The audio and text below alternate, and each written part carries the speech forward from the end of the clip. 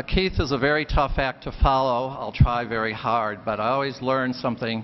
This is the second time this year I've spoken after him, and I should have learned my lesson and gone back to school. But those of you who are at this morning's session may really understand why this is one of my favorite covers of New Yorker magazine. I absolutely love it. The instant I saw it last July, I thought of this conference. It's like a Rorschach test. This image is open to many interpretations regarding the nature-culture divide, including woodland stewardship. Is this cover an allegory about the Central Park woodlands? Is the stewardship of the park trees about providing a rich home for all those creatures? The management or stewardship activity seems to be focused on the sole human being who's mowing a lawn. But how appropriate is lawn maintenance in a woodland? And what about the trees themselves? Some look awfully close together, and if you look closely, the botanists among us and Keith will see that some of them all seem to be the same species. They all perhaps are about the same, some of them are the same age. When should some of these trees be removed? The woodlands thinned and new species inserted. And what about paths or other built elements for people? There doesn't appear to be any people in the woods except the maintenance people. And what about changeable programming for these crowds? Parks are for people, aren't they? And we all have to get along, as someone once said.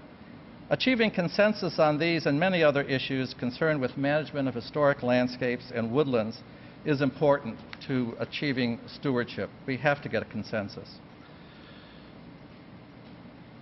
At OLIN, we have participated in master planning, restoration, refurbishments of many important parks and historic landscapes.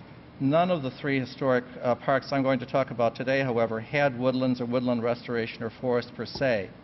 The various degrees of intervention we performed within these parks, however, could apply to analogous circumstances within the Central Park woodlands should they exist. In all of these instances, we did have to achieve enthusiastic buy-in and consensus from the various stakeholder groups. The first park I'd like to talk about is Bryan Park, right here in New York City. This is an old restoration now, and it was done in the mid-'80s. When we began the park in Bryan Park in 1982 in Midtown Manhattan, it was actually all but left to ruin by the city. Our Bryan Park work was an adaptive reuse, but not a literal restoration. The park was designed in 1934 by Lusby Simpson in a French Beaux-Arts style, but with ivy under the trees where the French might have used gravel, and with benches instead of movable chairs typically found in French parks. Simpson's plan raised the park 4 feet above the level of the surrounding sidewalks, one of the major reasons that it became an oasis of criminality in the late 60s and 70s. 240 London plane trees were planted along the paths flanking a large sunken lawn that was framed by a low hedge parterre on either side. This is an early image of the Lusby design looking east from 6th Avenue towards the rear of the New York Public Library with its terrace that faces onto Bryan Park. Soon after its completion, the park became a venue for illicit activities. Arrests for loitering began in 1936.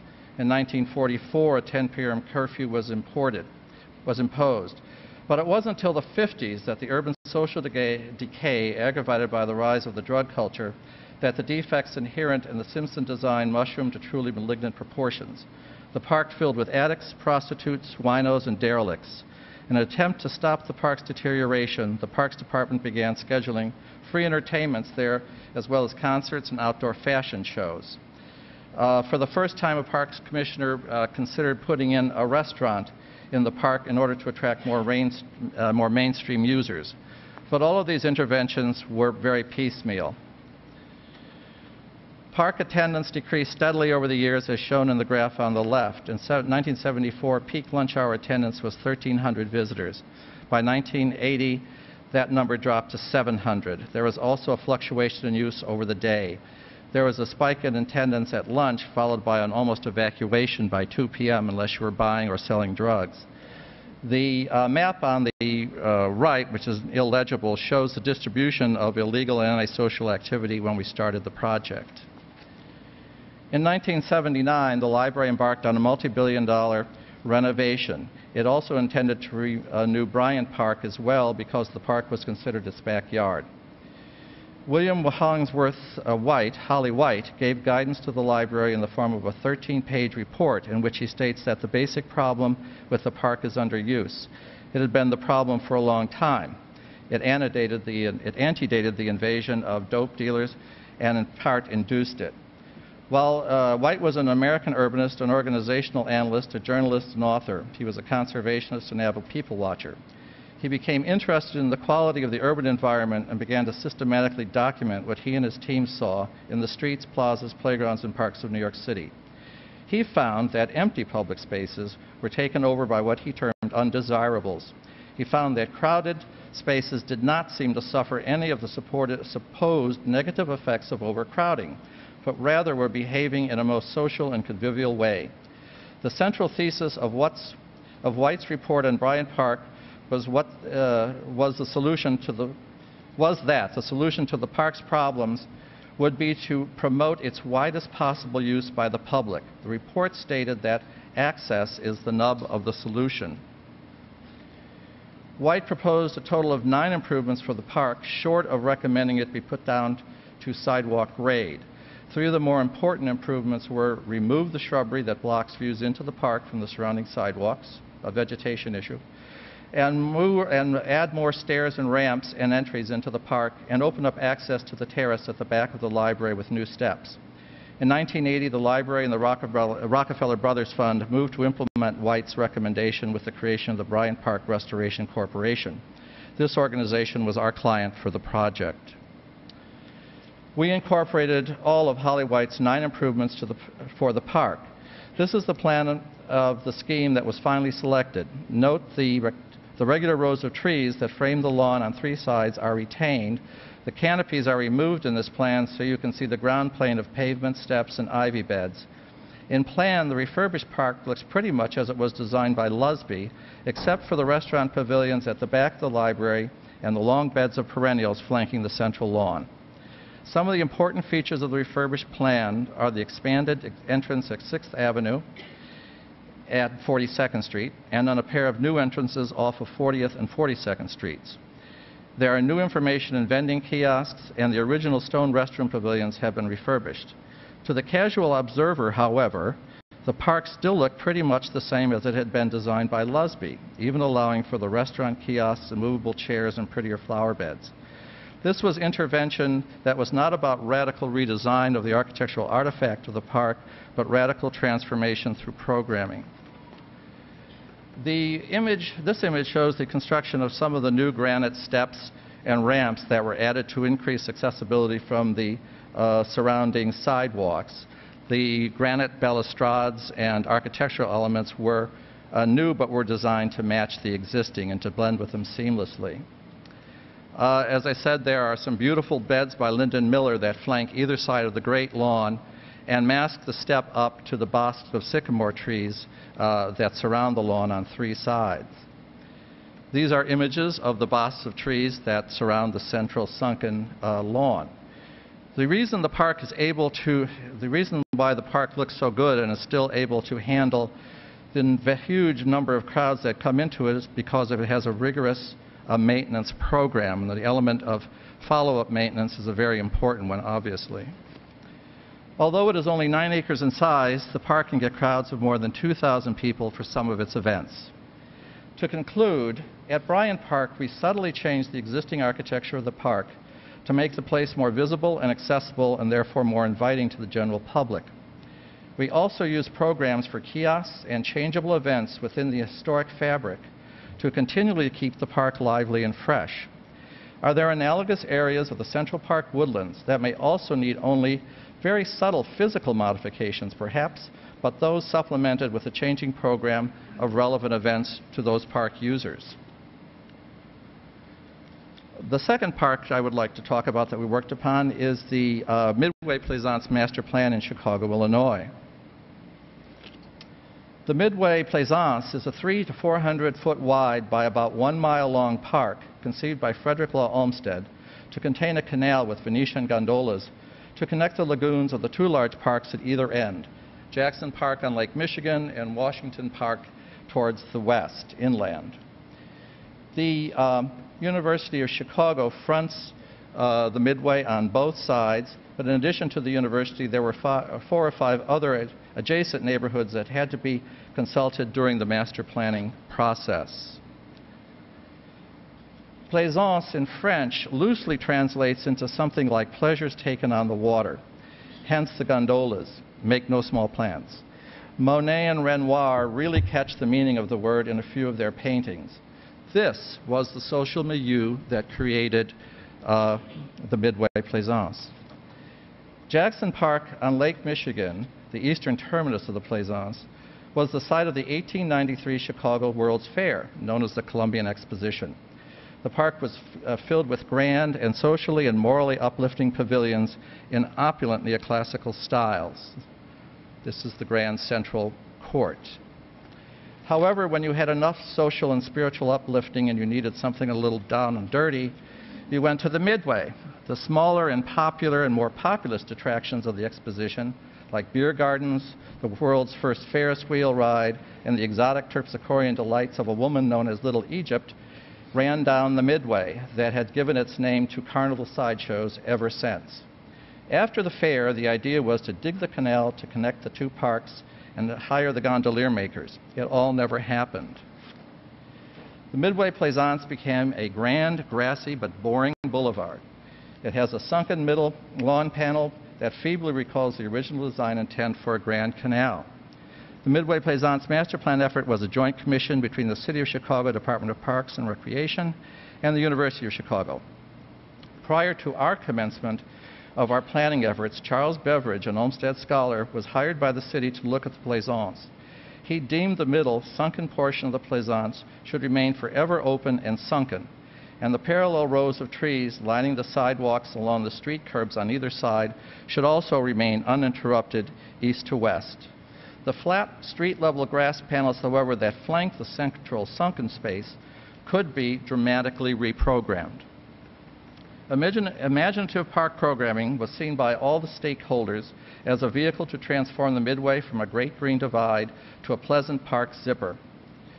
The university's community liaison person organized a comprehensive schedule of community workshops, visioning exercises, and presentations in order to glean a new park program while creating a sense of community collaboration, authorship, and buy-in by the various stakeholder groups. Knowing the audience for a master plan made the planning job a lot easier. Having a really boring site also generated unanimous feelings that something had to happen here.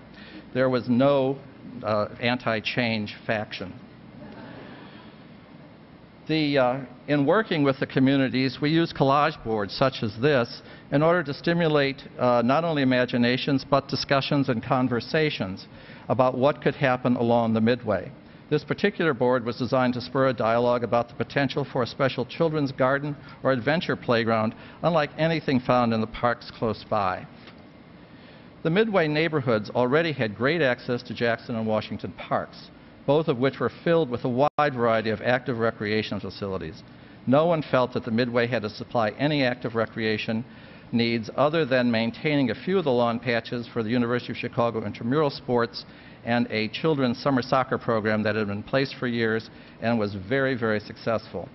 This plan shows the distillation and distribution of the program for the physical additions to be added to the Midway that the community outreach program produced. The most important components of the revitalization for the Midway that were universally endorsed by the community were focused on various themes: gardens, gardening, and horticultural education. The mayor of the city at the time was very interested in urban beautification through horticulture. The garden areas, shown as ovals of various colors in this plan, were to be located on the flat, grassy spaces towards the west. The similar lawn panels along the east were to be kept for the soccer program and intramural sports. The slopes of the canal, the long sunken portion, were to be planted with spring bulbs, and those are the long pair of tan lines. These are two examples of the many quick concept sketches developed during the public meetings to illustrate the various ideas people had for the flat street-level grass panels. The top image is for a reader's garden to be located opposite the Harper's Library at the university, and the bottom represents a notion of a pair of winter gardens flanking the university's hockey rink. To illustrate the realization of the program vision, we we did a pictorial interpretation of the implementation in the form of a timeline that went out 20 years plus. It was a very ambitious program. It could never be conceived of in a short period of time. Relevant images for various program elements were floated over the years we felt they might happen.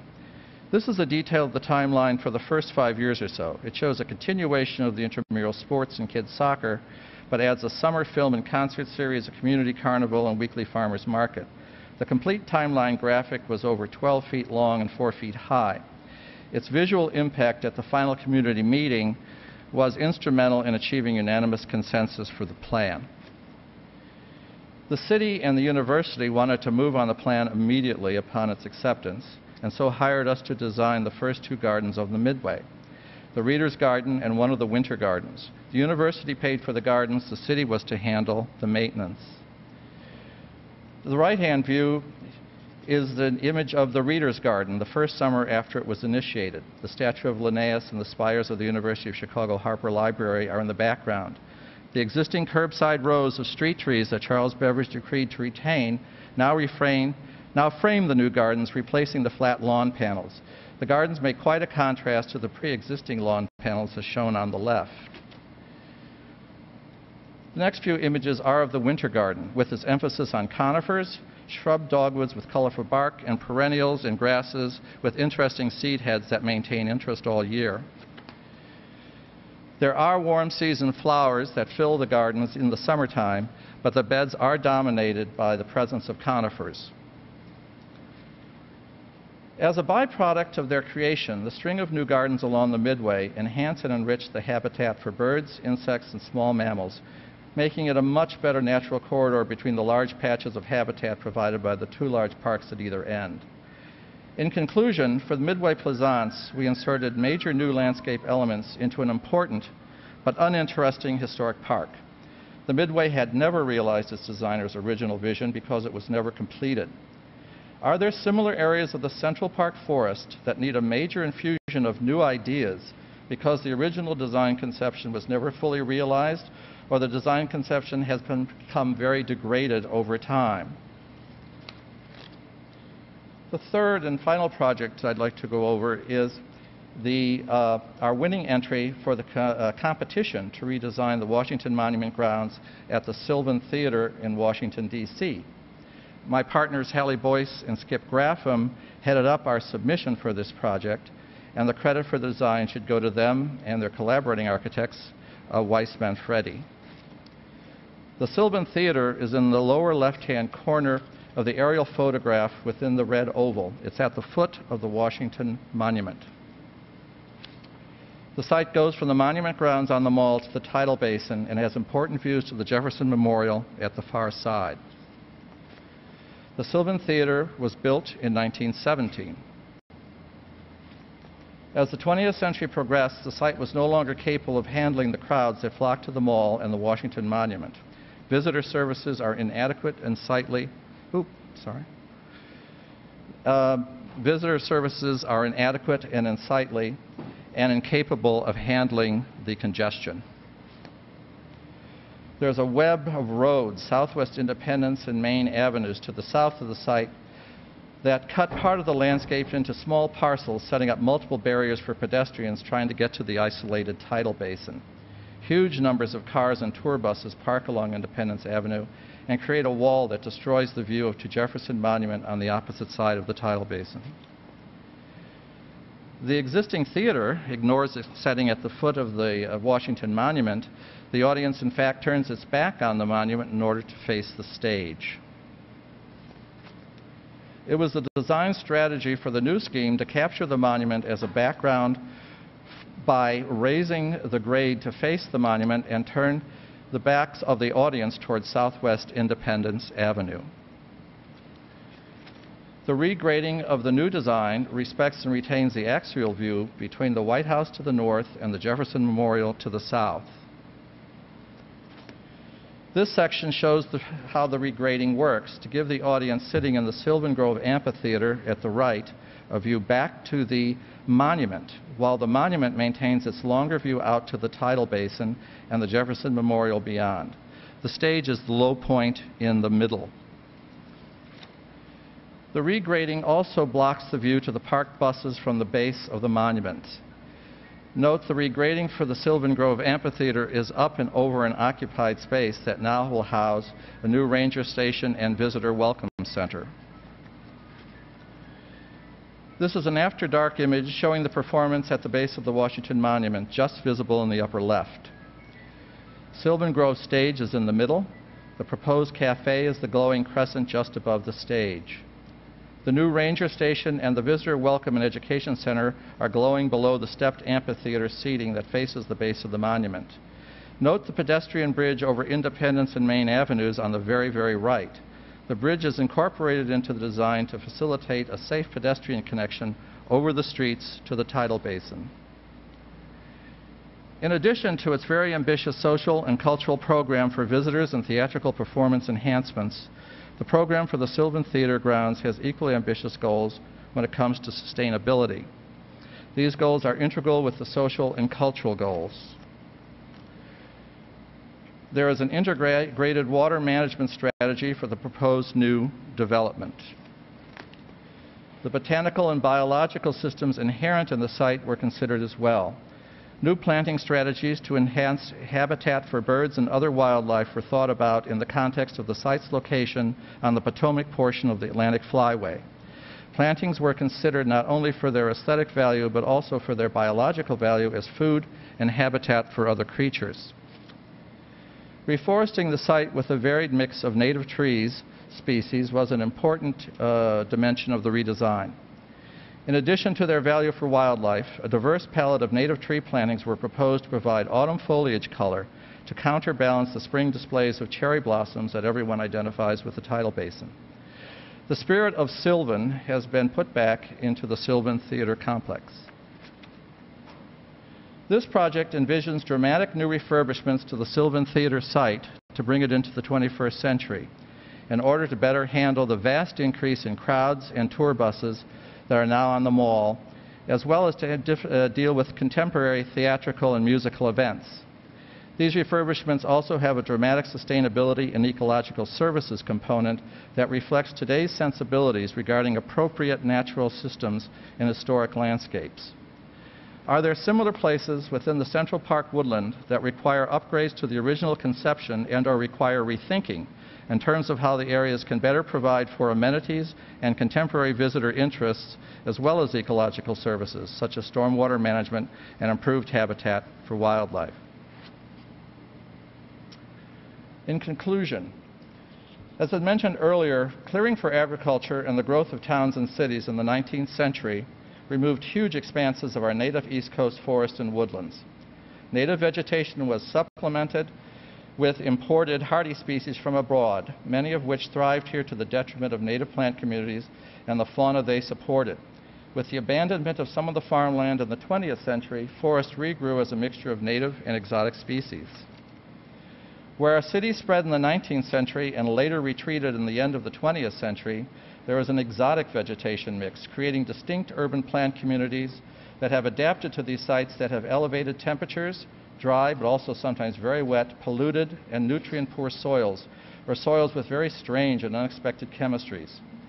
It is in the context of this transformed and, dare I say, new natural landscape of our cities and suburbs that many of our most historic cultural landscapes now occur. Further,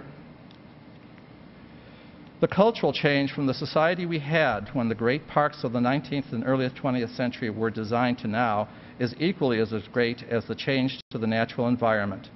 Contemporary society places greater emphasis on a very wide range of active sports and recreation activities, as well as flexible and changeable programming. New and extravagant installations of sound, light, and form also cater to a large part of contemporary society, as this recent essay in the Wall Street Journal attests. Do these installations, while certainly fun and engaging, have the potential to diminish, if not actually devalue, the more traditional pleasures offered by many of our historic parks? Is there a danger they therefore could divert funds away from the maintenance and refurbishment of our historic parks? Today also, there is a much greater awareness as well as misunderstanding of the natural world by the public at large, the public that must buy into the restoration and management practices of our great parks and historic landscapes. This public is diverse, articulate, and politically savvy. The dialogue surrounding the question of what one does or does not do in managing historic landscapes can become confusing, contradictory, cacophonous. Consensus must be achieved somehow. It is in the context of this changed and changing natural and cultural environment that the goals and programs for the management of the Central Park woodlands must be distilled by its stewards. And, as in the case of the 3 projects just presented, the goals and programs must inspire and elicit consensus from the park's diverse community if there is to be movement forward. The work of the landscape architect and those maintaining our historic parks and landscapes requires design thinking that is inclusive and deliberate.